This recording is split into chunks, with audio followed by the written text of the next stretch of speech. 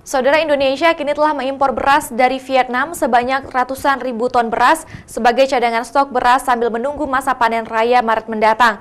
Namun Aceh tidak termasuk ke dalam daerah tujuan masuknya beras impor dari Vietnam, baik melalui jalur udara maupun jalur darat, karena dinilai Aceh surplus beras.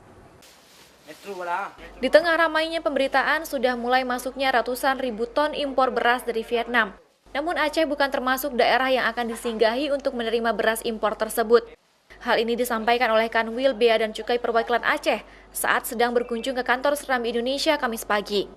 Hingga saat ini, Kakanwil Bea Cukai Aceh belum menerima dokumen penerimaan izin impor beras yang dikeluarkan oleh Kementerian Perdagangan.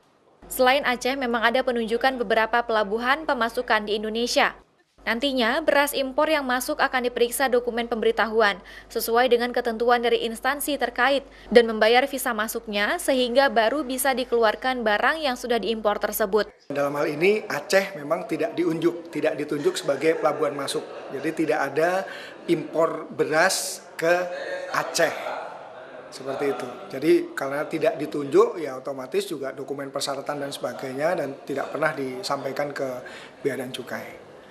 Aceh dinilai masih surplus beras, sehingga belum menerima impor beras dari Vietnam sebagai stok cadangan sambil menunggu masa panen raya Maret mendatang.